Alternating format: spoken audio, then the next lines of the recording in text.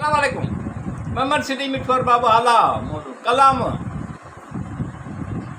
वाकई खूब चयो आहे उन सुलझियल शख़्सियत जो बाडब सलीका मट निहाट पुरसोज़ ऐं शीरी आवाज़ में ॻाल्हाइणु आस्ते पुर अंदाज़ लहजे ऐं पुरकशिश अंदाज़ में गुफ़्तगू करणु वाकई खूब चयो आहे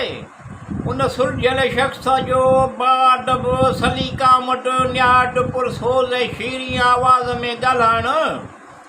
आस्ते पुर असर लहजे ऐं पुरकशिश अंदाज़ में गुफ़्तगू करणु हिकु पुरअसरार इल्म दोस्त शख़्सियत आहे कुदरत जी अता आहे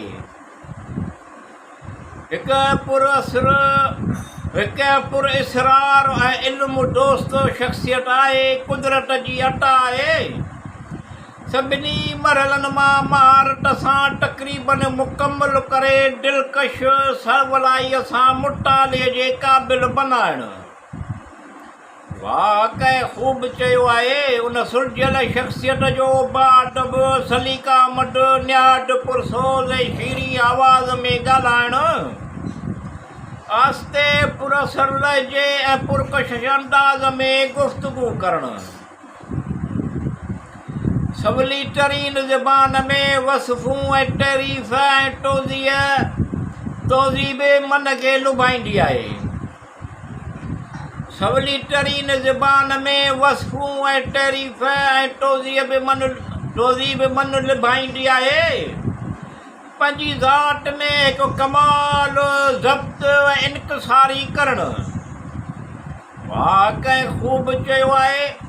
उन सुलझियल शख़्सियत जो बाडब सलीका मट निहाट पुरसोज़ ऐं शीरी आवाज़ में ॻाल्हाइणु आस्ते पुरअसर लहजे ऐं पुरकशिश अंदाज़ में गुफ़्तगू करणु हिकु दिलकश पुरखुलूस हौसला अफ़ज़ाई पुरकशिश शख़्सियत जो मालिक ख़ुशपोश ख़ुश इख़लाक़ हिकु दिलकश पुरखुलूस हौसला अफ़ज़ाई पुरकशिश शख़्सियत जो मालिक ख़ुशपोश ख़ुश इख़लाक़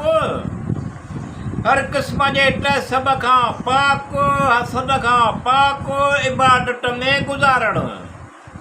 वाकई खूब चयो आहे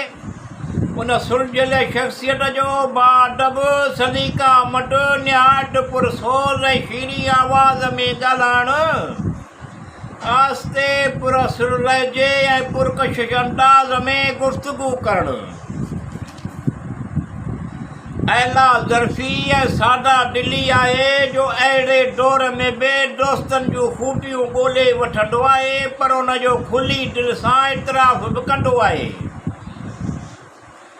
अहला ज़र्फ़ी ऐं सादा दिली आहे जो अहिड़े दौर में बि दोस्तनि जूं ख़ूबियूं ॻोल्हे वठंदो आहे पर उन जो खुली दिलि सां इतराफ़ बि कंदो आहे थोरी देरि में ॼण मंज़र बदिलजी वेंदो आहे एहसासात बदिलजी वेंदा आहिनि ॼण आहे दिलि जो साज़ बदिलजणु वाकई खूब चयो आहे उन सुलझियल शख़्सियत जो बाडब सलीका मट निहाट पुरसोज़ ऐं शीरी आवाज़ में ॻाल्हाइणु आस्ते पुरअसर लहजे ऐं पुरकशिश अंदाज़ में गुफ़्तगू करणु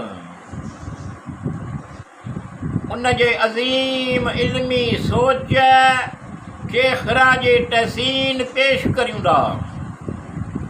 उन जे अज़ीम इल्मी सोच खे ख़राज तहसीन पेश करियूं था मंज़ूर नज़र इंतिहाई नरमी दिलनशी ऐं पुरकशिश आवाज़ में ॿुधाइणु वाकई खूब चयो आहे उन सुलझियल शख़्सियत जो बाडब सलीका मट निहाट पुरसोज़ ऐं शीरी आवाज़ में ॻाल्हाइणु आस्ते पुरअसर लहजे ऐं पुरकशिश अंदाज़ में गुफ़्तगू करणु